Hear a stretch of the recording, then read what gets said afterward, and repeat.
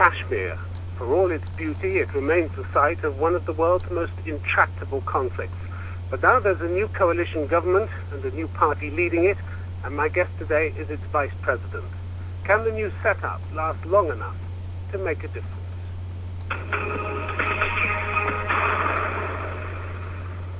Mehbooba Mufti, a very warm welcome to the program. Thank you. Politics is a very dangerous business in this region. Are you prepared for all the risks? I have been going through all these, taking these risks during the last 6 years, and I have almost got kind of used to it by now. Is it worth risking your life for?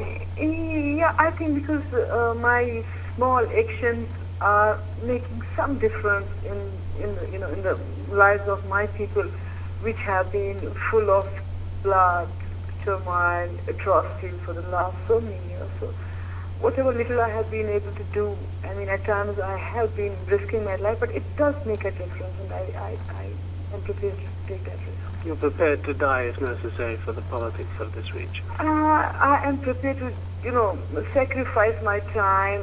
I mean, maybe at time, even my life, it has to be that way, but I would like to see, peace restored to my people with dignity and honor. That's why I'm there. I mean, within a few hours of your father, who's the new chief minister, being sworn in, there was a grenade attack on the building where you and he both lived. How did you take that? I think we have a program to follow, to implement, and they have their program to do. They have their agenda. They being who? Whosoever, had made that grenade attack at our house. So I think we are committed to, restoration of peace with dignity and honor in the state, and we'll do everything in our power to get that. But there are very powerful forces raised against you, aren't there? Very powerful forces. Yeah, there are, but we are ready to fight. How do you fight the militants?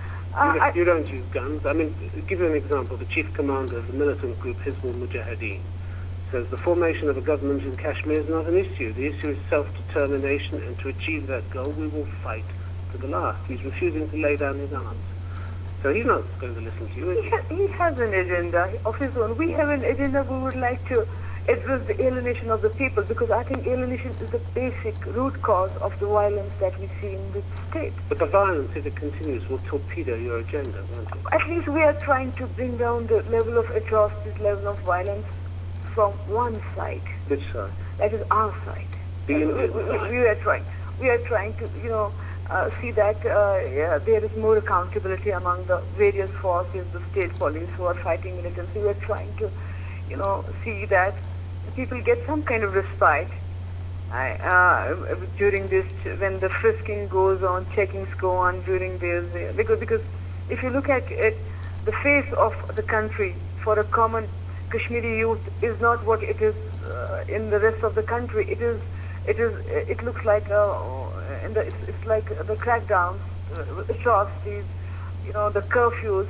So but you're talking about these committed by Indian security forces. I'm not talking about only Indian security force. I'm talking about our own police. But let's talk about that for a moment. State task force.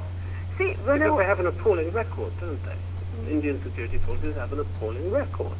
Extrajudicial killings, faked encounter killings, deaths of suspects in police custody.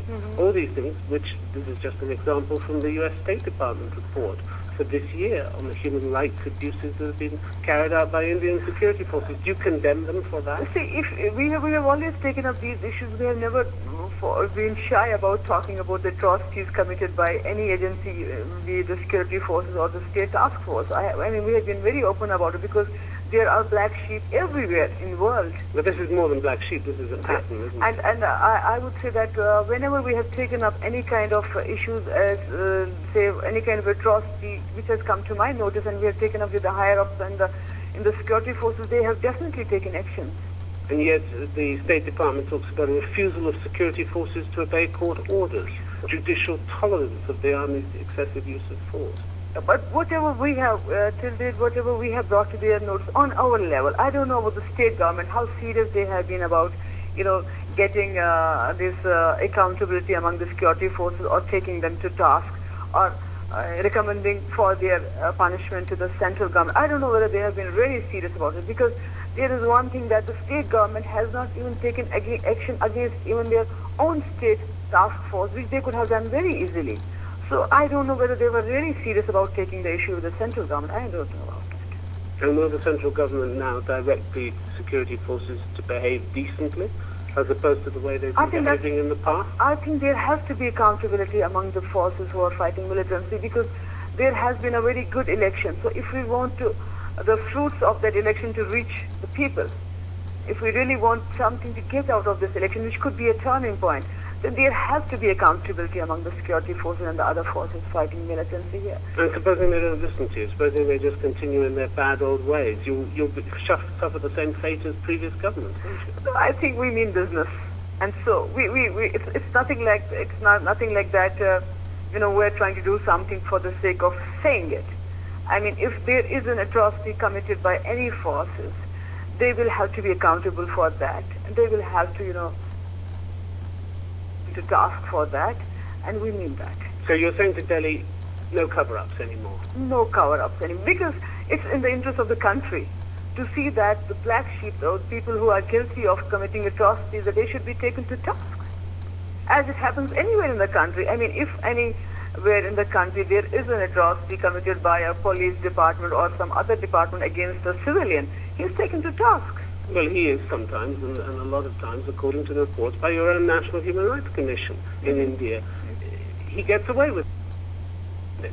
People get away with these things. There is a blind eye. There is a lot of abuse carried out by the security. I think we have promised people of J&K state a change. So this is going to be one of the changes, that people will have to be accountable, whether it is the security forces or it is the general administration. They have to pay for, they have to be accountable for any kind of misuse of their authority or anything else. So it's going to be quite a change then. There has to be a change. Otherwise, there is no fun of having such a free and fair, good election if you are not able to give a healing touch to the situation which people expect out of this election. Delhi is not very pleased by what you've done so far, is it? You've got the BJP, ruling BJP party, clearly trying to undermine you. I think it's the people of the state who have voted us to power. And I think they are pleased. And that's taking notice of what the BJP says. That's what matters to us. And I think it will be, I think BJP, it goes to their credit that they had a very good election. I mean, their credibility has gone up. But they didn't rig it. There was a I think the fairest of election till now in the state of J&K. So I think it's in their interest, it's in the interest of the nation to let the government, which is formed here in J&K state, to, work according to their own program. And they should, in fact, give full support to this government. But they're not. They're saying you're soft on terrorists and that your program is disturbing. I think it's really unfortunate that there are certain parties or certain some people in the NDA government who are trying to make Kashmir a battlefield to win the Gujarat elections. They are trying to play that politics. Politics. Yeah, I think they should not do that, because Kashmir is a national issue. It's not like any other state. So I think